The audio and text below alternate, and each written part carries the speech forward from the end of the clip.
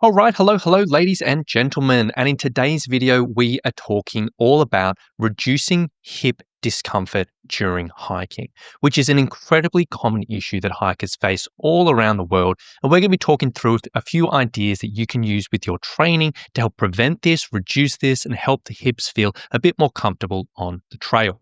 Now, this particular video was inspired by a question I got sent through in our community group. It basically asked, I just finished a 42-kilometer hike over 3 days with a 16-kilometer, 900-meter ascent. My hips have been an issue in some way for over a decade since having my last child. When I walk with weight, my hips feel sore with a deep ache in what feels like the ball and socket joint area. Also, the front of the thighs ache and feel strained in attachments between the leg and the hip. On the most recent hike, it took quite a few hours of walking before fatigue and discomfort set in. It definitely happens on steeper terrain. Now, this is a really common issue for so many hikers, and it's conversations I have with loads of people around the world. And realistically, any time that I hear that someone's hips, or just someone's muscles or joints in general, are getting sore after multiple hours of hiking. So it's not all the time, it's not immediately, but it typically ends up being multiple hours of hiking. It usually says to us that the muscles are underprepared in some way. Either the muscles themselves or the muscles supporting the joints are underprepared. Because typically the general way things work is if a muscle is doing a bunch of work on the trail and it gets to a point where it's just done a little bit more than it is comfortable, it kind of goes through a series of stages. Number one, fatigue. The muscle will get tired. You will notice that muscle's heavy, that's getting a little bit tired or whatever it may be. If you keep on going, that can lead to a bit of discomfort. So it's not just tired anymore, but you're like, oh, this is getting a little bit niggly or whatever it may be. If we keep on going, that can sometimes lead to pain, and the pain can go from this really tiny thing and then get a little bit more, a little bit more, a little bit more.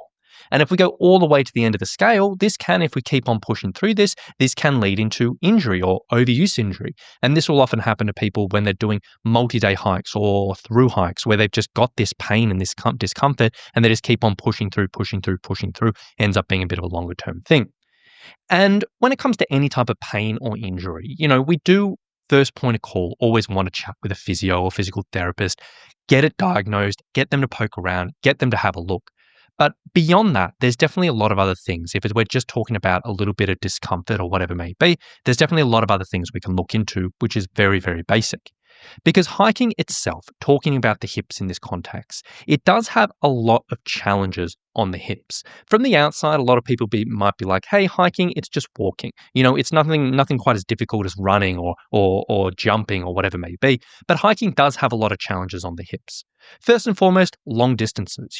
We are doing multiple hours of movement on the trail. This can get the hips quite sore and quite tired. You might be right for 1 hour or 2 hour or 3 hour, but after a certain amount of time, the hips get tired.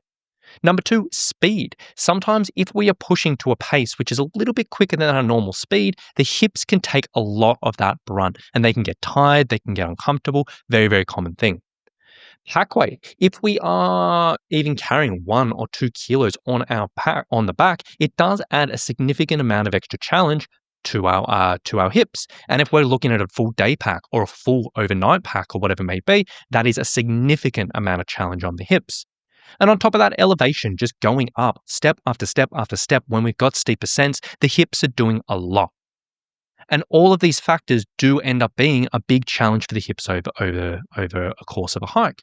So if we're in this situation where the hips are getting uncomfortable, then we really do need to think about, okay, in the future, what can I do to help better prepare the body for these types of things? So when I step out onto my hike, the hips can stay fresher, the hips can stay more comfortable. It doesn't get to that point of fatigue or discomfort or whatever it may be, but we can be ready for these distances. We can be ready for the speeds. We can be ready for the pack weight. We can be ready for the elevation.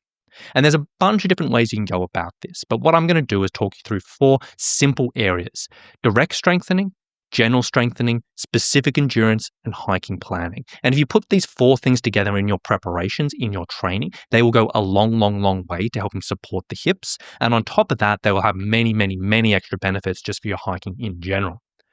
So first of all, direct strengthening. What is that?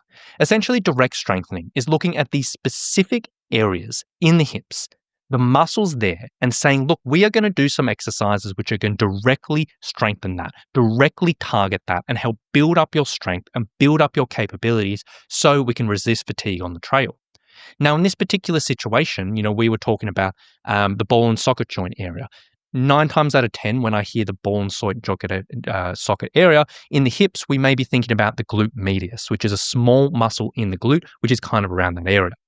On top of that, the front of the thighs, if we're thinking about the attachment between the leg and the hip, that tends to be the hip flexors. They're kind of two different muscles, which we can look at direct strengthening.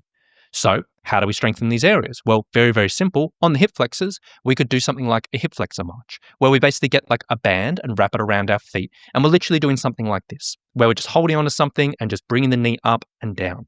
As you can see, this movement coming up and down, we're trying to get that front of the hip working. We're trying to load that up and get that relatively strong. And we can filter this exercise into our workouts. If we're doing strength workouts, we can do this as part of a warm-up or in our rest periods. If we're not doing strength workouts, which I strongly recommend people do, you can do this in other parts of your week. But this is a really simple way where you can directly target that area and it can build up a bit of strength. Now, on the glute medius that we were talking about before, you may do something like a mini band walk where you've got a band and you're just doing little side steps. This one, it kind of is deceptively, it looks deceptively easy, but you will notice as you're going side to side to side that side of the hip can work pretty well. Now, neither of these exercises would you consider they are traditional strength exercise. They're not putting a massive amount of load. We're not loading this up like we've got a super heavy weights or super heavy barbell, but even a small amount of this can often go a long way. So when we're looking at those two areas, direct strengthening, really, really useful. Now, on top of that, we're never going to want to do just little bits and pieces. We're never going to want to do these tiny little exercises and just call it that. The body works as a whole when we're hiking. The legs work as a whole when we're hiking. And as much as these little things can directly target those little areas, when we're looking at any type of strengthening, we want to be looking at general strength as well. Essentially strengthening up the legs as a whole to help build up the legs, build up those other areas in certain ways. Now, a few simple general strength exercises which can be really useful here. Number one, doing some single-legged glute bridges. This particular exercise, I'm sure a lot of people have seen before, lying on the back, 1 foot in the air, just pushing the hips up and down. This is a really, really good one for working the glute maximus, so the larger part of the glutes, a little bit of the hamstrings as well. If you build these areas up, it can take a lot of pressure and make your hikes much, much easier as well. If this is a little bit too difficult for you, you can do this with 2 legs at a time as opposed to 1 leg. Another option is doing a step down. If you followed my stuff for a while, you know I love step downs. Step downs, simple exercise to help work the quadriceps, so the front of the thighs. Also will work the glutes, both the glute maximus, also the glute medius as well, a little bit as well. So this is a really simple option where you're basically standing on a step, you're slowly lowering down, coming up, very, very simple. For this, you can either do a body weight, you can load it up with a pack or dumbbells or whatever it may be, can really, really go a long way. And then another great exercise is like a single-legged deadlift. So this one's working the hamstrings, the glutes as well, both the glute maximus and the glute medius. So again, it's another bang for your buck exercise where we're kind of covering quite a few bases and working pretty well. Now, if we're looking at that sort of thing, we've got hip flexors, glute medius, 2 isolation exercises. We've got a glute and hamstring exercise, a quad and glute exercise, a glute and hamstring exercise. Put that all together, 5 exercises. It's not so much as a full-blown strength program, but if you add that in, it probably will make a bit of a difference. Now, for all of those exercises, I'll leave links to those in the description below, so if you want to check that out, you can go right ahead. So that's the strengthening side of things. That can go a long way in itself. However, we don't want to leave it there. Because even if we get really, really strong in these situations, even if we spend months and months and months building up these areas and building up these exercises and loading it up, you will see some good results. But there is a little bit of a difference between this type of strengthening and what we're actually exposed to on the trail. Because when we're on the trail, as we sort of said before, we're not just doing a minute or 2 of walking. We're not just climbing a hill just very, very briefly, but we may be walking for hours and hours and hours. We may be carrying lots and lots of pack weight. We may be taking step after step after step up a hill and end up doing hundreds and hundreds of step ups. So we want to make sure we are respecting that in our training and doing something where we can actually teach the body to build up resilience in these areas as well, to build up endurance so we can better withstand these things. So this comes down to what I call hiking-specific conditioning, essentially doing simple cardio sessions in your week, which you can do around the local neighborhood or in the gym or at home or whatever it may be, where we can kind of almost replicate what we're doing on the trail in a way that's controllable, a way that's simple. So, an example of this, very, very simple, it may be doing some loaded pack walking, literally putting a pack on your back, walking around the local area for 30 minutes, 40 minutes, 60 minutes, whatever it may be, and week by week, add a little bit extra weight, add a little bit extra weight, add a little bit extra weight. Very, very simple, but this can go a long way just for exposing the hips and the rest of the body to this type of load, getting it used to doing 40 minutes, 50 minutes, 60 minutes of step up to step up to step. Sounds simple, but very, very effective. Similar thing for, for elevation. So we sort of said before, like in this particular situation, steeper terrain is a bit of a trigger. So we can want to think about how can we practice that in our training. Stair and hill sessions, very, very simple. Find a local set of stairs or a local hill, go up and down, up and down, up and down for an extended period of time. You get used to that stepping, stepping, stepping. Get those hips resilient in that situation, build that endurance. And phase by phase or week by week, we can add a bit of extra time. We could do a bit of extra steepness or even add a little bit extra load and put on a pack. That can go a long way. Or if you don't have access to that, doing something like a step session, where basically you've just got a box and you're literally just stepping up and down, up and down, up and down for 10 minutes, 20 minutes, 30 minutes, or whatever it may be. Do this in your boots. It will add a little bit extra weight to your feet. And literally just that stepping motion can be really, really, really effective for building endurance in those hip flexors. It can really, really go a long way. So we want to pair that general strengthening and that direct strengthening where we're doing kind of smaller doses of heavier resistance with this specific endurance stuff where we can actually specifically go into what the body's exposed to. And then finally, the last thing, and definitely not the least thing, is we want to think about hiking planning in the sense that probably the biggest risk factor for any type of pain when it comes down to hiking is essentially if we do a big jump up in challenge. In the sense, if we're doing a certain amount of hiking, a certain amount of hiking, a certain amount of hiking, then all of a sudden we do a huge amount of extra distance. That's a risk factor for pain creeping up. Or if we do a big jump up in pack weight, or if we do a big jump up in elevation, or whatever it may be. And purely going from a big jump up from what we're used to, this is a really simple thing where the body just gets uncomfortable.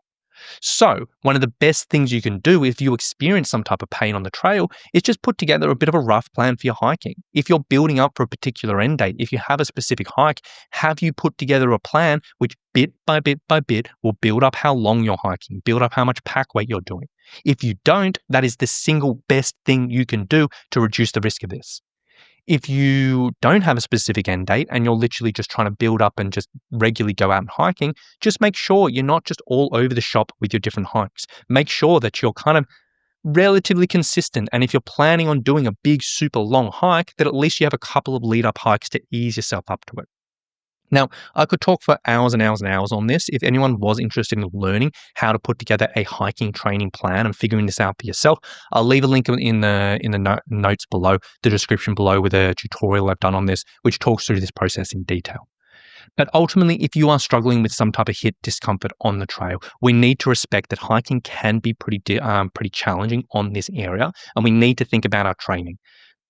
In my personal experience, if we put these things together, some direct strengthening, some general strengthening, some specific endurance, and your planning, 9 times out of 10, you can make a dramatic difference to this type of thing. If it is a little bit more serious, if it is a bit more on the pain side of things than just discomfort, go and chat with a physio and go and chat with a physical therapist, get their point of view. But regardless, even with all of this stuff, it's going to have so many extra benefits for your hiking outside of that anyway. So if anyone does have any questions around this, please let me know. But hopefully that makes sense. Hopefully that gives a bit of insight, and hopefully that gives a bit of direction for hikers who may be struggling with a bit of hip discomfort to make some steps with their training and help things feel a bit more comfortable. So with that being said, I just want to say thank you anyone who is watching. Thank you for watching. Hope you've enjoyed it. Have any questions, please let me know, and we'll talk to you for the next video further down the line.